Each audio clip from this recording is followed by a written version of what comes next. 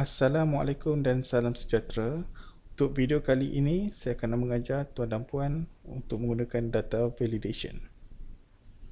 Okey, saya sudah sediakan beberapa perkara. So, kita tengok macam mana nak buat. Okey, so kita nak buat pada bahagian nama dahulu. Okey, kalau tuan dan puan pernah tengok selalunya dekat internet, bila kita letak je nama panjang-panjang, dia akan keluar satu amaran mengatakan tidak mengikut spesifikasi yang ditetapkan. So dalam Excel boleh buat juga macam tu. Caranya, saya klik pada sel nama terlebih dahulu, kemudian klik pada tab data. Okey, kemudian tuan puan boleh klik pada data validation. Okey, dalam grup data tools. Okey, klik pada data validation. Kemudian akan keluar satu kotak data validate. So dekat sini automatik dia akan keluar settings. Okey, pada bahagian bawah allow, tuan puan kena tukarkan dia. Okey, sebab any value ni apa-apa objek ataupun apa-apa karakter dibenarkan. Tapi kalau nak letak mengikut panjang karakter, kita kena klik pada text length. Okey, kena klik pada text length. Kemudian pada data, data di bawah ni, kat sini ada banyak jenis.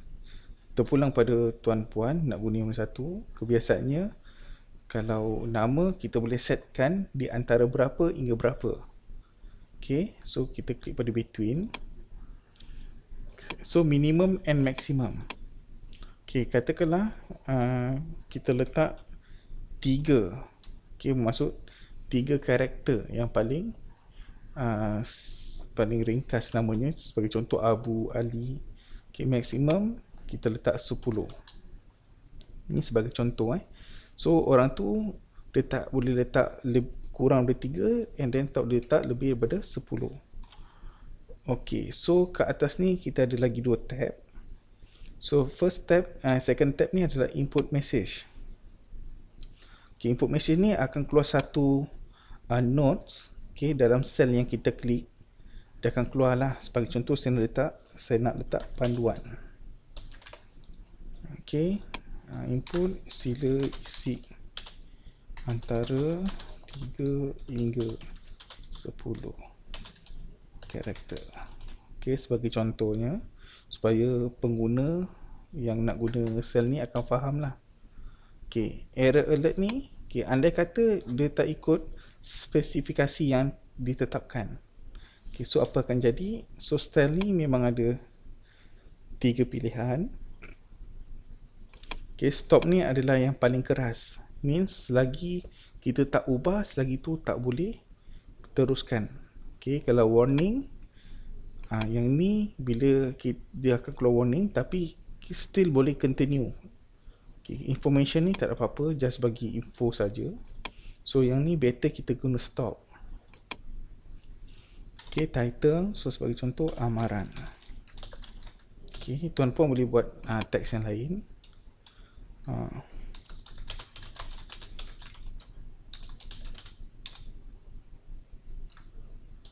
So kita letak tanda seru. Okay, so kita recheck balik kat setting. So text length minimum hingga 10. Okay, and then kita boleh tekan OK. So automatic bila OK je akan keluar satu notes. Itu yang kita buat tadi ni. Okay, so kalau rasa macam kacau, okay, tuan puan boleh alihkan dia. Kita just klik dalam kotak ni, tarik je kat mana nak letak. As long tuan puan boleh nampak. Kalau tengah tadi dia kacau, so kita tolak tepi sikit. Okay, so kita try. So saya letak nama saya Ali, Alif. So boleh saya enter saja. Okay, betul. So tak ada apa-apa isu. Kalau saya letak nama saya AL je, iaitu kurang daripada 3, so automatic dia akan keluar notification ni, dia akan keluar satu error alert. So kita kena retry kalau kita nak perbetulkan keadaan. So baru boleh. Selagi tak ubah, selagi tu dia tak dibenarkan untuk isi lah. Itu kerasnya kalau kita guna stop. Ok, so kat sini saya type sikit. Kita guna text slang. Ok, tarikh lahir. Ok, tarikh lahir sama juga, kita klik pada cell, and then klik pada data validation.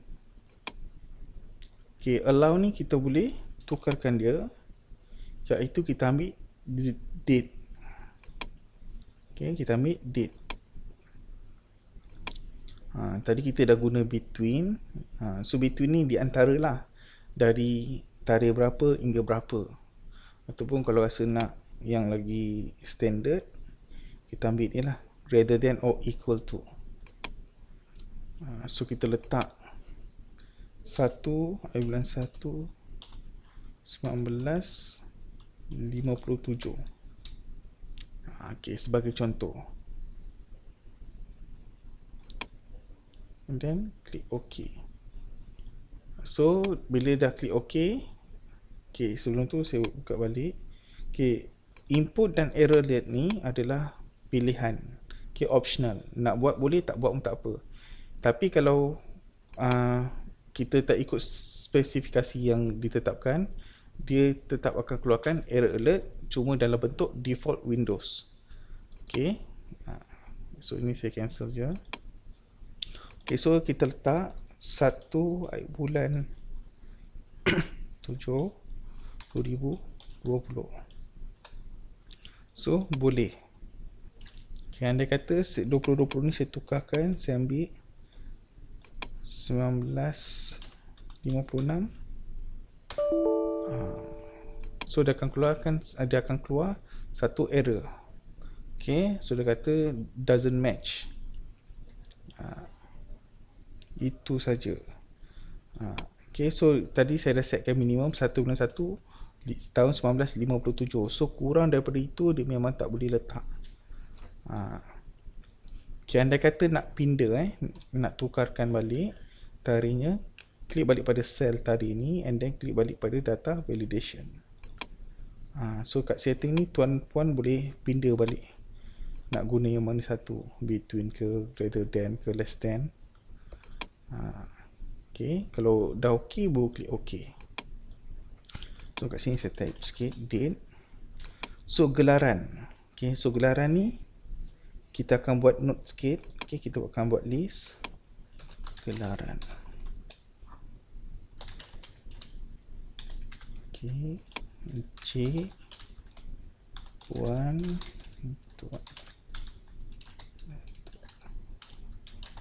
ok, kita buat simple list. Ok, so gelaran yang dah setup, yang dah saya buat ni, kita nak bawa masuk ke dalam sel kat sini. Ok, so klik balik pada sel ni, sel gelaran. Ok, klik pada data validation. Ok, allow tukarkan kepada list. Ok, sebab kita ada list. Ok, semua dekat source ni, tuan-puan kena klik dahulu dekat dalam cell source, and then highlight daripada nama gelaran ini. Ok, kalau kita highlight daripada gelaran, so akan nampak gelaran. Tapi kalau kita nak ambil jenis gelaran tu, kita highlight dekat sini saja. Ok, and then klik OK. So bila klik OK je, automatik akan nampak satu anak panah kecil dekat sebelah sel ini. Ok, so kat sini kalau kita klik, dia akan keluar list yang ada tadi. Seperti contoh, saya klik Datuk. Andai kata ada pindaan, seperti contoh saya letak Puan, saya tukar kepada Puan Sri. Ok, jadi Tan Sri. Ok, automatik dia akan auto update. Okay, dia akan buat yang baru. Okay, so pilih je. Okay, untuk jantina pula, okay, sama juga, kita klik pada data validation. Okay, allow ni kita tukarkan kepada bentuk list. Okay, cuma source ni kita tak ada list yang kita buat macam gelaran. Okay, tak ada jantina lelaki dan perempuan. Tapi kita boleh type. Okay, kita just type lelaki, perempuan. Okay, dia punya list spreader dia adalah koma. Okay, depends pada format PC masing-masing. Kalau Malay Malaysia dia akan guna semicolon. Kalau English Malaysia ataupun English dia akan guna koma. And then klik OK. So walaupun tak ada list, tetap ada keluar anak panah ni, and then dia akan bagi senarai. So boleh pilih. So saya adalah lelaki. Okay, so kat sini nama dia list. Tuan-puan boleh cuba yang lain. Okay, yang terdapat dalam data validation. Okay, kemudian kita nak tengok macam mana kita nak bina ayat berdasarkan 4 elemen ini, 4 sel ini. Okay, so bina ayat. So kat sini kita aktifkan simbol formula. Okay, aktifkan simbol formula iaitu sama dengan. Okay, so untuk nak buat gabungan ayat, kita kena guna concatenate.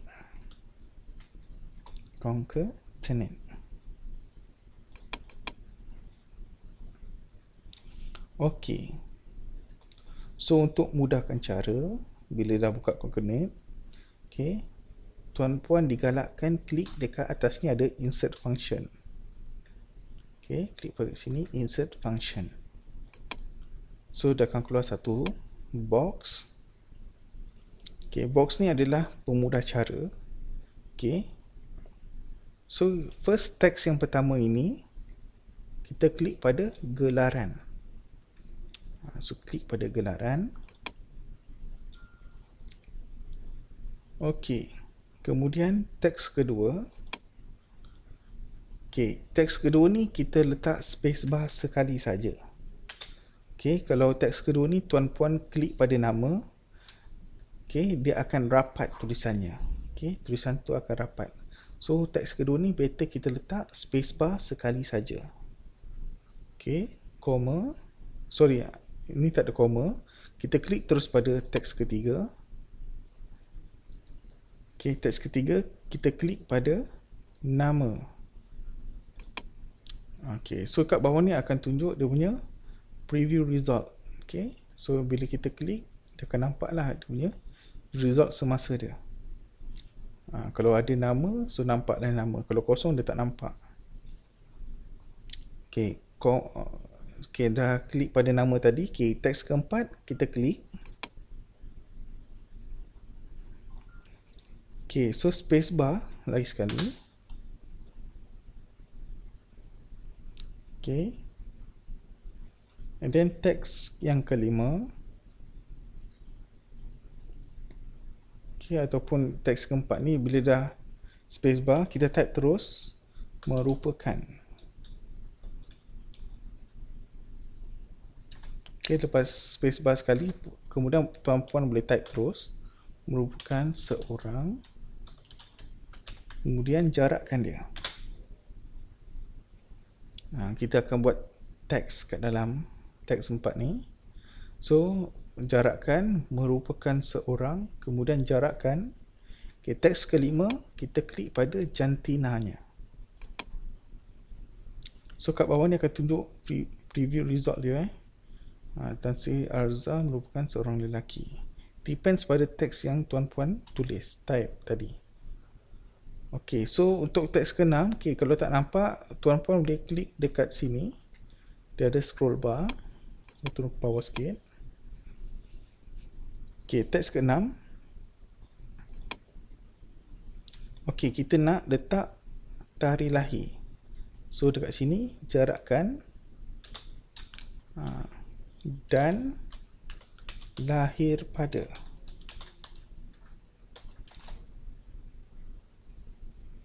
Caratkan.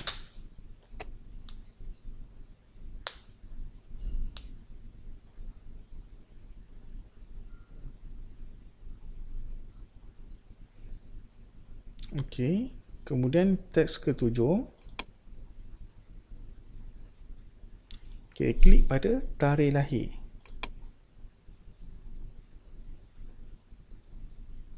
Okey. Teks ke-8 kita letak nokta sahaja.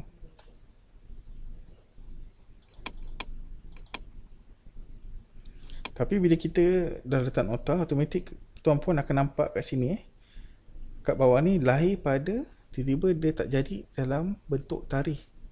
Dia jadi dalam bentuk nombor semata-mata. So dekat sini akan jadi isu. So kita buka balik dekat teks 7 tadi yang kita klik pada tarikh. Kita type teks. Okey, teks buka kurungan. Okey, depan F5 tu buka teks buka kurungan. Okey, selepas F5 pula koma. Okey, apostrophe. Kita type dd dash mm dash yy. Okey, apostrophe tutup kurungan. Okey, so automatik dia akan tunjuk format yang betul. DD ni merupakan adalah hari. Okey, DD dash ni dia punya separator dia, MM adalah month. Okey, YY adalah tahun. Kalau tuan-puan nak letak tahun tu penuh, kita boleh letak 4Y. So nampak penuh dia 1.7/2020. Okey, kemudian tuan-puan boleh klik OK. So dah siap dia punya bina ayat. Okey, untuk perubahan sama ada betul atau tidak, okey, tuan-puan boleh tukar elemen kat atas ni. Kata saya nak letak baru Aisyah. Okey, tarikh lahir pada 1/7/1995. Perempuan. So automatik dia akan tukar. Okey, bersifat dia ada, sifat dia adalah automatic update. Okey, dia update sendiri. Okey, tuan-puan boleh cuba. Sekian, terima kasih.